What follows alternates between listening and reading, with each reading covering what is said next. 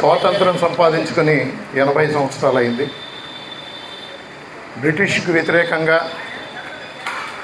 మన దేశంలో ఉన్న ప్రజానీకం పెద్ద ఎత్తున పోరాడి ప్రాణత్యాగాలు చేసి ఉరికంబాలం సైతం ఎక్కి అనేక మంది యువకులు, పెద్దవాళ్ళు, మహిళలు అని తేడా లేకుండా బ్రిటిష్ వాడికి వ్యతిరేకంగా 200 సంవత్సరాల పాటు పోరాటం చేశారు. ఆ పోరాట ఫలితంగానే మన దేశానికి స్వాతంత్రం సిద్ధించింది.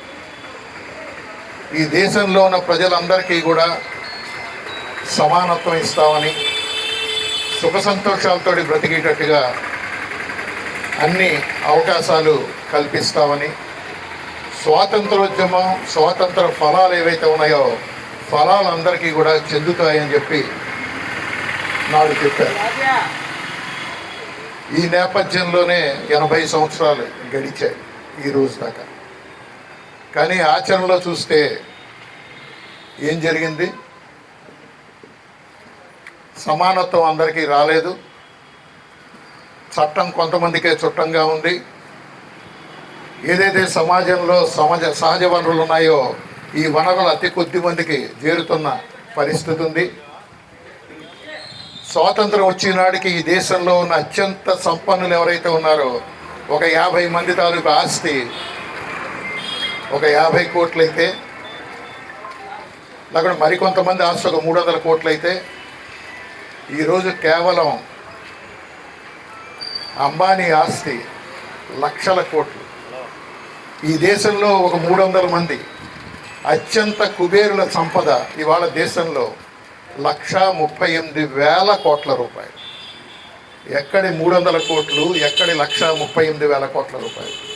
అంటే పాలనంతా కొద్దిమంది కుబేరులకి, పెట్టుబడిదారులకి వాళ్ళ ఆస్తులు పెంచుకోవడానికి ఉపయోగపడింది తప్ప ఈ సమాజంలో సంపద సృష్టిస్తున్న కోట్లాది మంది ప్రజలు, ఈ సమాజంలో సంపద సృష్టిస్తున్న 40 కోట్ల మంది మనలాంటి హమాలీ కార్మికులు, లేకుంటే బిల్డింగ్ కార్మికులు, ట్రాన్స్పోర్ట్ కార్మికులు, చిన్న చిన్న వ్యాపారాలు చేసుకునే వాళ్ళు, వీళ్ళ ఆస్తులు మాత్రం పెద్దగా పెరిగిన దాఖలాలు లేవు. కానీ 300 మంది ఆస్తి, ఈ దేశంలో 300 మంది ఆస్తి మాత్రం 1,38,000 కోట్ల రూపాయలకు చేరింది. ఇది ఇవాళ ఉన్న పరిస్థితి. మరోపక్క అనేక మంది తిండి లేని పరిస్థితి. దేశంలో దాదాపు 25% మందికి రెండో పూట తిండి తెలియని పరిస్థితిలో ఇవాళ భారతదేశం ఉంది. అలాగే పౌష్టికాహారం లేక పిల్లలు చనిపోతున్న, 100కి 4-5 చనిపోతున్న పరిస్థితి ఉంది. రక్తహీనతతో బాధపడుతున్న వాళ్ళు 100కి 12 మంది దేశంలో ఉన్నారు. వాళ్ళలో మహిళలు ఎక్కువ. ఇది ఇవాళ ఉన్న స్థితి. ఏదైతే అభివృద్ధి అని చెప్పి ఇవాళ పాలకులు చెప్తున్నారో, రాష్ట్రంలో ఉన్న పాలన సాగిస్తున్న పాలకులు కానీ, దేశంలో పాలన సాగిస్తున్న వాళ్ళు కానీ, వాళ్ళు చెప్తున్న అభివృద్ధి ఎవరి అభివృద్ధి గురించి అంటే మన అభివృద్ధి మాత్రం కాదు. వీళ్ళు మాట్లాడుతున్న అభివృద్ధి కూడా బాగా డబ్బులున్న బడాబాబుల అభివృద్ధి తప్ప మరొకటి కాదు. ఇవాళ పనిచేసి రైతుకు పొలం లేదు, కానీ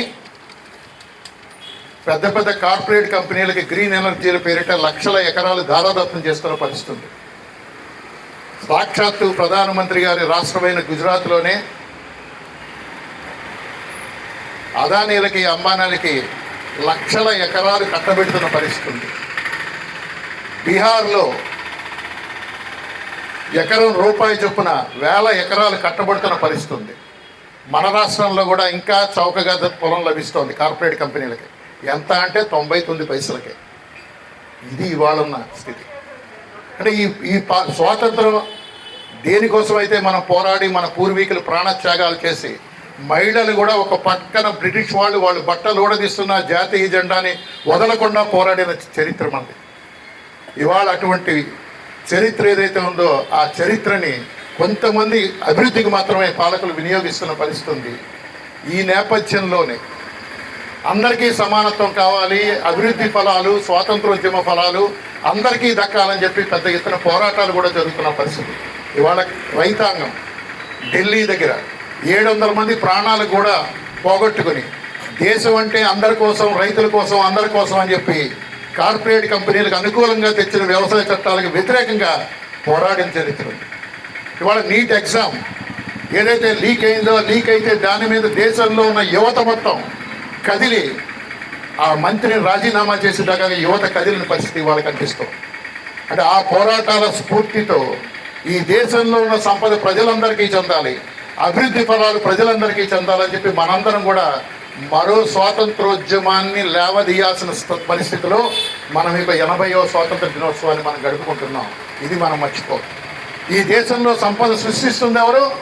బడా బడా కార్పొరేట్ కంపెనీలు కాదు. ఈ సమాజంలో చెమటోడ్చి కష్టపడి పనిచేస్తున్న కార్మిక వర్గం, వర్కింగ్ క్లాస్ ఏదైతే ఉందో అది సంపదను సృష్టిస్తుంది. మరి వీళ్ళ ప్రయోజనాలు మాత్రం ఈ పాలకులకి పట్టడం లేదు. బాగా డబ్బున్నాళ్ళ అభివృద్ధిగా ఇవాళ మాట్లాడుతున్న పరిస్థితి వాళ్ళకి కనిపిస్తూ ఉంది. కాబట్టి అభివృద్ధి ఫలాలు అందరికీ చెందాలని చెప్పి మనందరం కలిసి భుజం కలిపి రాబోయే కాలంలో ముందుకు సాగాల్సిన అవసరం ఉంది. మన పూర్వీకులు ఏదైతే పోరాట స్ఫూర్తితో దేశానికి స్వాతంత్రం సంపాదించుకోవడం కోసం 200 సంవత్సరాలు పోరాటారో ఆ పోరాట స్ఫూర్తితో రాబోయే కాలంలో ఈ దేశాన్ని రక్షించుకోవడానికి మనం పోరాటంలోకి దిగాల్సిన సమయంలో మనం ఈ స్వాతంత్రోద్యమ దినోత్సవ వేడుకలు జరుపుకుంటున్నామన్న సంగతి మర్చిపోవద్దు. మన రాష్ట్రంలో పరిస్థితి చూసుకున్నా కానీ 50 లక్షల మంది అసంఘటితంగా కార్మికులు పనిచేస్తూ ఉన్నారు. చిన్న ఉద్యోగాలు చేసుకుంటూ పనిచేస్తూ ఉన్నారు. వీళ్ళెవ్వరికీ కూడా గత 15 సంవత్సరాలుగా కనీస వేతనాలు సవరణ లేదు రాష్ట్రంలో. గత 15 సంవత్సరాలుగా, అంటే 15 ఏళ్ల క్రితం ఏదైతే వేతనాలు ఉన్నాయో అదే వేతనాలతో పనిచేసిన పరిస్థితి. అనేక పరిశ్రమల్లో అంగన్వాడీలుగా, ఆశాలుగా, మధ్యాహ్న భోజనాట్లో పనిచేస్తూ ఉన్నారు. ఇప్పుడు ప్రభుత్వం ఉపాధి కల్పించిన రంగాలు ఉన్నాయి. అందులో మీరందరూ వస్తారు. హమాలీ కార్మికులు, భవన నిర్మాణ కార్మికులు, ఆటోలు నడుపుకునేవాళ్ళు, షాపుల్లో పనిచేసేవాళ్ళు, ఇట్లా వీళ్ళందరూ కూడా ఉన్నారు. వీళ్ళెవరికి కూడా అవసరమైన సమగ్ర చట్టం కానీ సంక్షేమ పథకాలు కానీ అమలు కాని పరిస్థితిలో మనం ఈ స్వాతంత్రోద్యమాన్ని జరుపుకుంటూ ఉన్నాం. 40 ఏళ్ళు 45 ఏళ్ళు వచ్చిన తర్వాత ఎవరు పనిచేయగలిగే పరిస్థితిలో లేదు. తర్వాత జీవితం ఏంటి? ఇప్పుడు దేశంలో సహజ వనరులు ఉన్నాయి, అనేక గనులు ఉన్నాయి. ఇవాళ గనులు, సహజ వనరులన్నీ కూడా కార్పొరేట్లకు కట్టబెట్టడం తప్ప సామాన్య ప్రజానీకానికి దాంట్లో దక్కుతున్న పరిస్థితి కూడా లేదు. ఇది రాష్ట్రంలో పరిస్థితి. దీనికి తోడు ఇవాళ అభివృద్ధి పేరిట 99 పైసలకే ఎకరం కట్టబెడుతున్న పరిస్థితి ఉంది. రకరకాల అభివృద్ధి పేరిట వేల ఎకరాలు కార్పొరేట్ కంపెనీలకి కట్టబెడుతున్న పరిస్థితి రాష్ట్రంలో ఉంది. అంటే మనకి మాత్రం పొలాలు ఇవ్వరు. 99 పైసలకి మనం కొనుక్కోలేమా? మనకి ఇవ్వడానికి పొలాలు ఉండవు. రైతులకి, చిన్న రైతులకి ఇవ్వడానికి పొలాలు ఉండవు. కానీ కార్పొరేట్ కంపెనీలకు ఇవ్వడానికి మాత్రం 99 పైసలకే ఎకరం ఇవ్వడానికి పొలాలు ఉంటాయి. ఇది రాష్ట్రంలో జరుగుతున్న పరిస్థితి. వీటన్నిటి తోడు అదనంగా ఇవాళ మనం ఐక్యంగా ఉండకుండా చేయడానికి మన మతం పేరిట తెలుస్తున్నారు, కులం పేరిట తెలుస్తున్నారు, ప్రాంతీయ విభేదాలు సృష్టిస్తున్నారు. ఈరోజు మన కులం, మన మతం, మన ప్రాంతం ఏదైనా కానీ మన బాధలన్నీ కూడా ఒకటే. అందరూ కూడా దోపిడీ గురవుతున్న వాళ్ళం. కాబట్టి కులాలు, మతాలు, ఈ విభేదాలని పక్కన పెట్టి మన వర్కింగ్ క్లాస్ కావచ్చు, ఇతర సామాన్య ప్రజానికం కావచ్చు, ఇటువంటి దాంట్లో ప్రభావంలో పడకుండా వాళ్ళని చైతన్యపరిచి రాబోయే కాలంలో మనందరం కూడా కలిసి ముందుకెళ్లాల్సిన అవసరం ఉంది. ఇవాళ కులం, మతం పేరిట వీళ్ళు చూస్తున్నారు, కులాన్ని, రాజకీయాల్ని ఏకం చేసి చూస్తున్నారు. ఆ పేరిట మనం చీల్చే ప్రయత్నం జరుగుతోంది. ఈ ప్రభావంలో మనం పడకుండా ఉండాల్సిన అవసరం ఉంది. రకరకాల ఎవరి మతం వాళ్ళకు ఉంటుంది, ఎవరి కులం వాళ్ళకు ఉంటుంది. అది గడప అవతల ఇంట్లోనే. బయటకు వచ్చిన తర్వాత మనందరం కూడా ఒకటే. ఈ భావంతో మనం ఉండాల్సిన అవసరం ఉంది. ఈ దేశాన్ని రక్షించుకోవడం కోసం మనందరం కలిసి ఐక్యంగా పోరాటం చేయాల్సిన అవసరం ఉందని తెలియజేస్తూ ఈ అవకాశం మీకు అందరికీ కూడా ధన్యవాదాలు చెప్తూ సెలవు.